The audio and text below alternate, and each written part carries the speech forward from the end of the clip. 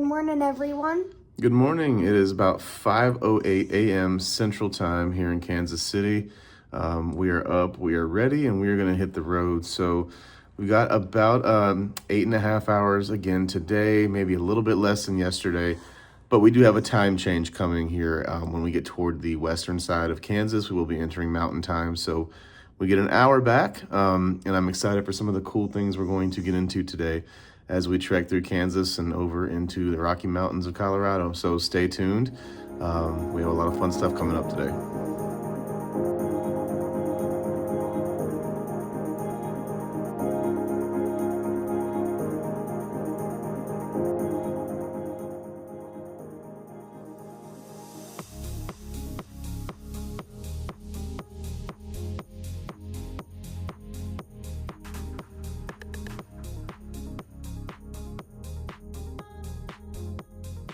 Well, after a really nice drive so far this morning, we are in the middle of nowhere, Cawker City, Kansas. And why are we here? And now, the moment you guys have been waiting for, the world's largest ball of twine. That's right, we are indeed at the world's largest ball of Sisal twine. This is not to be confused with the other world's largest ball of twine that Minnesota has a claim to as well. The one in Minnesota was done and completed by one man. This one here in Cawker City, originally back in 1953, a farmer named Frank Stober started this by rolling up some twine. He rolled it up as big as his barn door, and then since then people have been coming and adding twine to it to make it what it is today. We didn't have any twine to add to the pile, but just a really cool roadside attraction that I'm really happy that we went to see today. It was just pretty cool. Not much else going on in Cawker City, although this is a really cool old restored gas station that I thought was interesting. This was a majority of what the drive looked like through Kansas today. Just absolutely nothing going on. I would go 20 minutes plus without seeing a car, and then when one would pass, we'd wave at each other. And here we are entering Colorado on Interstate 70 as we approach the Denver area. Tried to capture here just the first time I saw those snow-capped mountains out in the distance. Also note the speed limit's 75 out here, which is different than what I'm used to, a little bit faster. So just getting some mountain roads as we approach Red Rocks. Red Rocks is a park and amphitheater in Colorado that I was hoping to be able to get in and see. It's completely naturally carved into the sandstone there. Unfortunately, there is a band playing tonight. We could not get past just the outside and the exhibit and the gift shop on the inside. But it was still a pretty cool thing to check out. The views up here are incredible. I can only imagine what seeing a concert here must be like and feel like. But they supposedly were open until 2 o'clock for tours that you can walk in and check it out. But we got there about 1:45, and they were already shut down for the bands to start doing their sound check and prepare for the show tonight. Not even really sure who it was tonight. I looked it up, but I've never heard of them. So we're just kind of messing around in the visitor center there at Red Rocks for a few minutes before taking off. A lot of information about dinosaurs here, and we'll get to that in just a little bit as to the significance of dinosaurs in this area.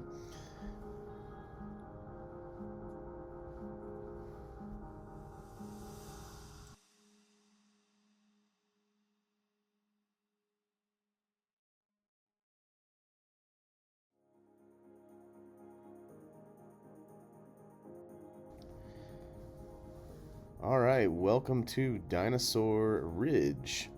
This is located kind of just across the highway from Red Rocks, and this is a place where it's very interesting and things I had no idea until we got here.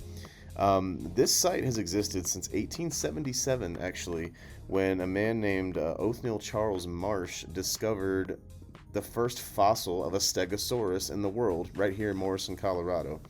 So we boarded a little van and we went up to the ridge, and here are some dinosaur tracks that were later discovered in the 1930s when they came in to start making roads here in the area.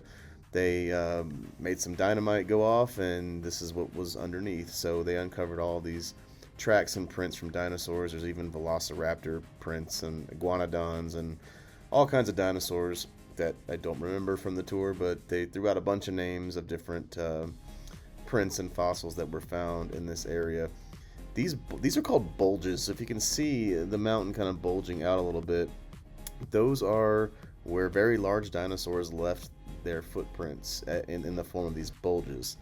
What we'll find out later as we finish this tour and head to the exhibit center at the front.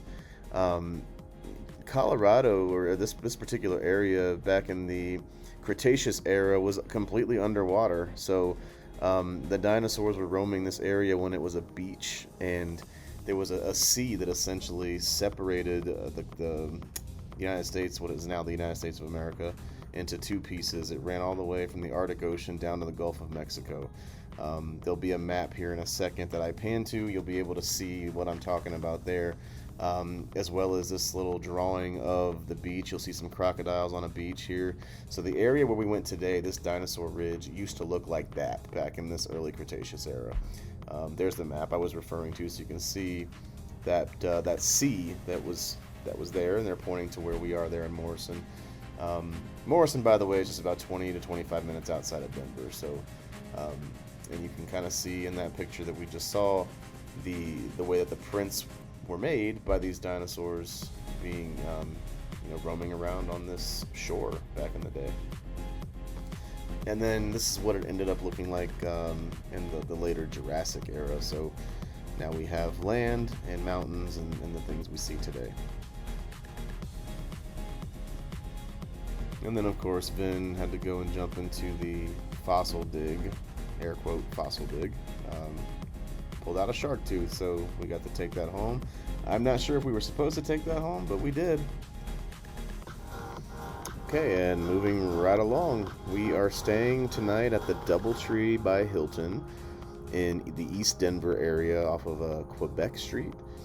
And this is probably by far the nicest room that we've had in the last 4 days. It's just really fancy, and I'll just pan around and show you the room.